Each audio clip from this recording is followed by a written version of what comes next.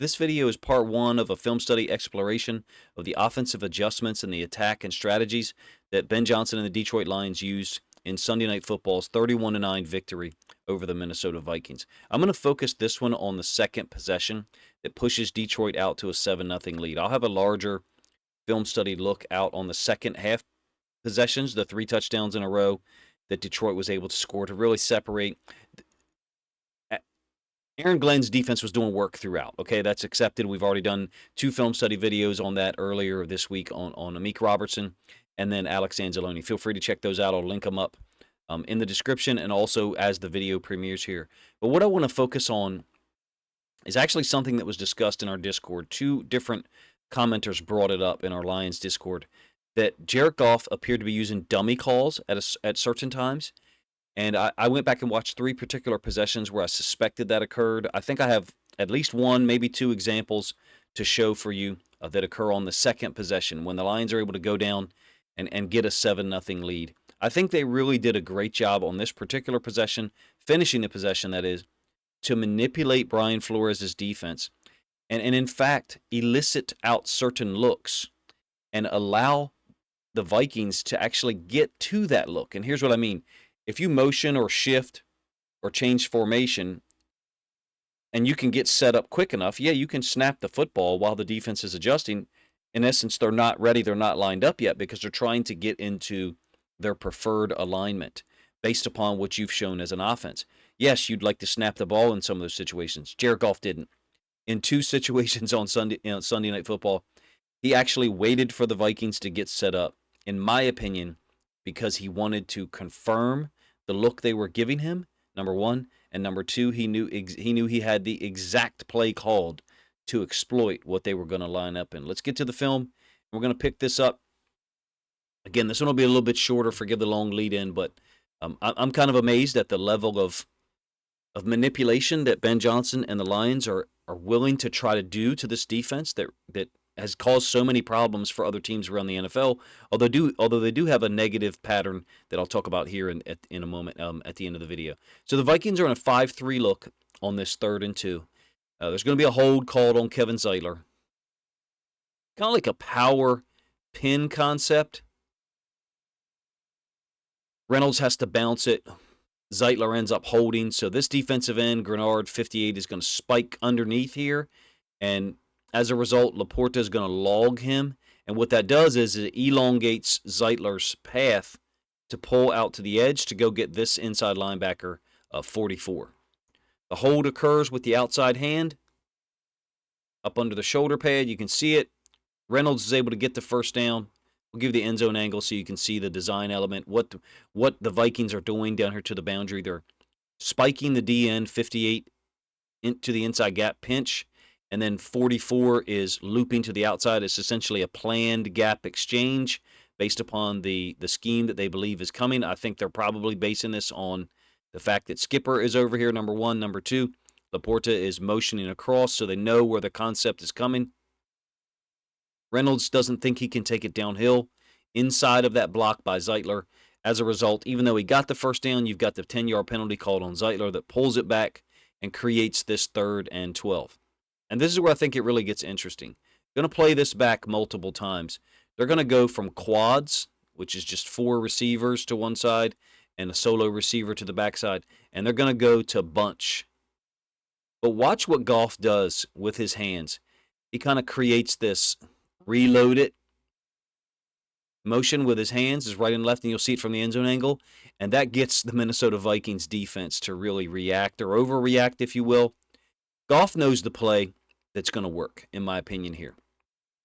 Does he know the exact coverage? Well, I think a lot of the times, and I know a lot of the times when the Vikings or any team that runs stick splits 0, and like I said, this is 3rd and 12, they're having guys on the interior read this. And so I won't delve too much into it, but it's not predetermined all the time. Sometimes it is predetermined, but it's not always predetermined who's going to blitz. Sometimes it's a read. Basically, if the center or guard steps to you, your job is to peel out and then get in the window over the middle. Now, this throw to Tim Patrick doesn't actually occur over the middle. It's kind of a little bit closer to the top of the numbers down here as it stands. But It's a route that cannot be defended by stick blitz zero.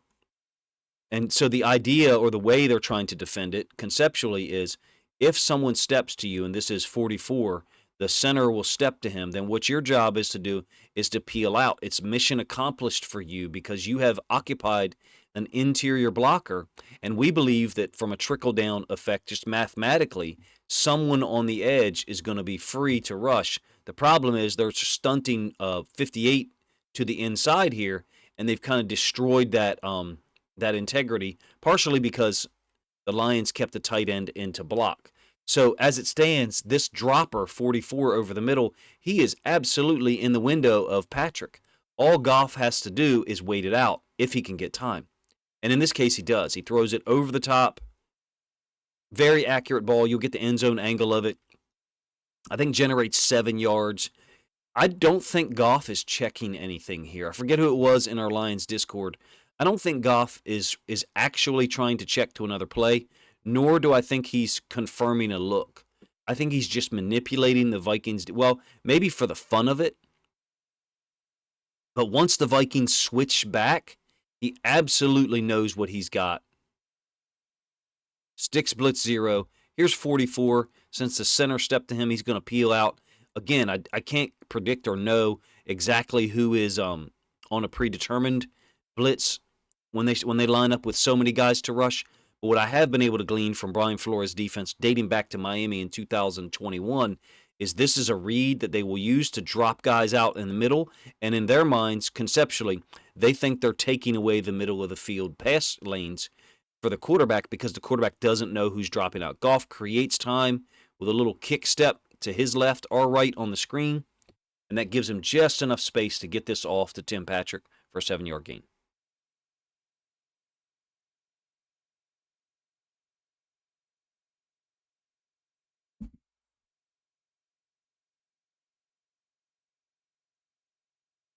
.44 apparently forgot that he was playing against the Detroit Lions here. Yes, it is 4th down, but that's just basically 3rd down for Dan Campbell and Ben Johnson, those guys.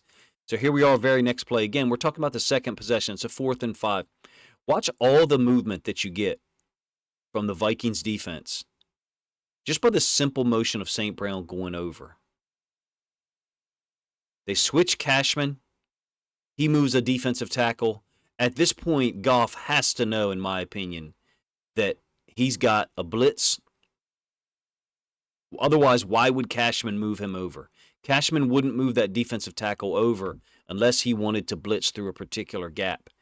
This route by Jamison Williams, it can't be stopped by stick blitz zero. The way that it's read, which is normally no technique.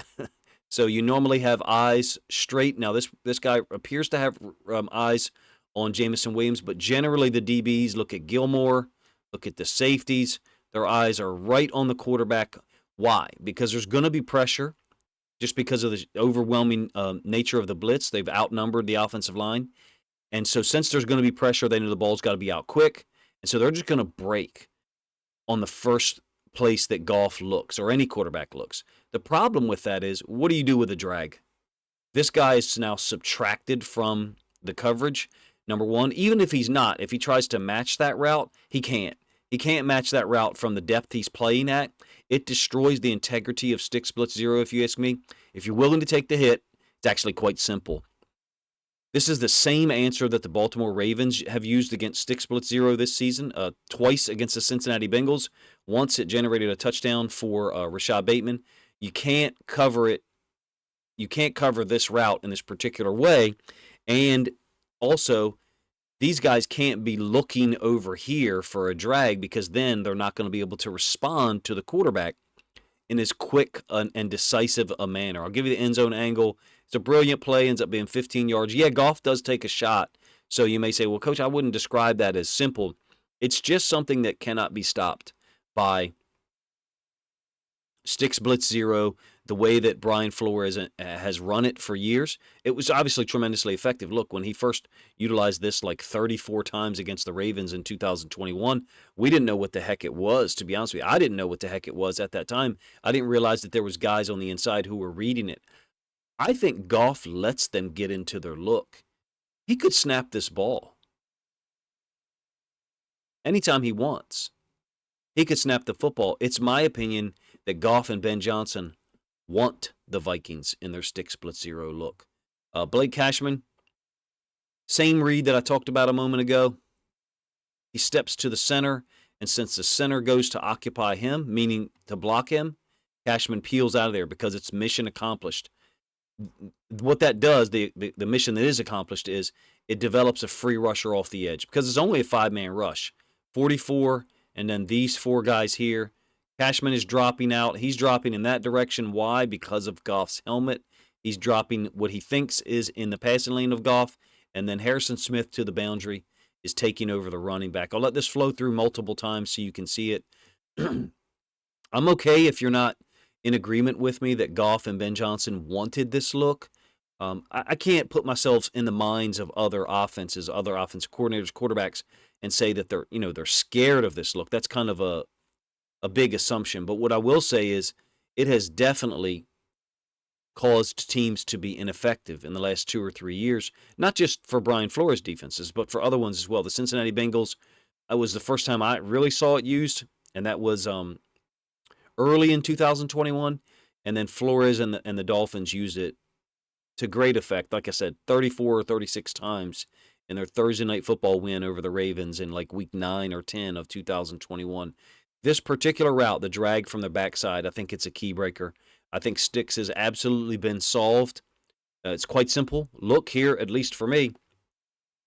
Again, Goff does take a big hit because you've got the free rusher, so I understand that some people may not like having it called or characterized as simple, but Goff and those guys sure do make it look as so.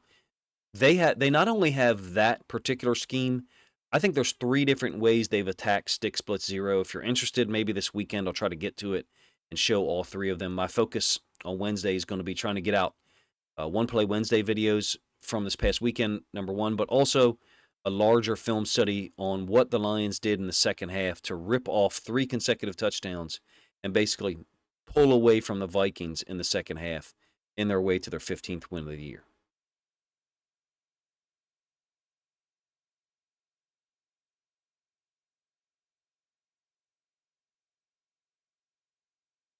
All right, so here's the very next play. Keep in mind, this is the second possession still. So this is after Jamison Williams' 15-yard catch on that 4th and 5. The same offense that just beautifully handled stick split zero from 11 personnel has now put 12 personnel on the field and, in fact, elicited out a look, a 6-1 look from the Vikings and manipulated it into a touchdown. Now, it's possible that there's something random going on here. I don't believe that to be so. I think Ben Johnson and the Lions staff pretty much knew that in this area of the field, they were going to be able to catch the Vikings being somewhat impatient. So you have one inside linebacker blitzing off this edge, and then Van Ginkel as an edge rusher here, essentially creating a 6-1 look. Get this really cool, what I would call wind back zone. So what I mean by that is the center, guard, and tackle are all stepping to the right. The left guard, left tackle, and tight end are all stepping to the left. And then they've created this natural seam or gap for the tight end to insert underneath. And look at the wall that you've got here. This is, if you ask me, a designed wind back. Yes, I mean, should we give credit to Jahmyr Gibbs for his vision? I mean, his burst, obviously, but his vision to be able to see it? Sure. I think this is actually something that they practiced a lot during the week to exploit this particular Minnesota Vikings defense, one that fills fast at the point of attack, tries to shut down all running lanes, and they're very good against the run, don't get me wrong. But I think they've brought the tight end in the backfield here intentionally to use as a lead blocker and create an extra gap. So what I mean by that is when you insert a tight end or a fullback into a gap, so here's a gap that was there pre-snap. It wasn't this large pre-snap because of the splits of the center and the left guard. Hopefully I said that in a way that makes sense. There's the gap originally. Here's what it turns into, but there's actually another gap that's created. So we're talking about this gap here and that gap. That's what an ISO or a lead or an insert block does. It creates a second gap, which requires a second player to stop it. Well, the Vikings, potential second players, have both walked up on the edge. Really poor job, if you ask me, of recognizing two backs. I've never been a big fan of a one inside linebacker look against two backs, meaning the fullback that's in the backfield. I know it's Brock Wright. He's technically a tight end. But the wind back nature of this is what most interests me. So you've got base blocks here, combo here, and I think those guys, if Van Ginkel stayed at depth, would be trying to combo up to Van Ginkel, in my opinion. Watch the path that Gibbs takes in this direction and then going to bring it back abruptly by design, in my opinion. I'm not sure if other Lions content creators or football analysts have broken it down. Feel free to let me know in the comment section what their thoughts were.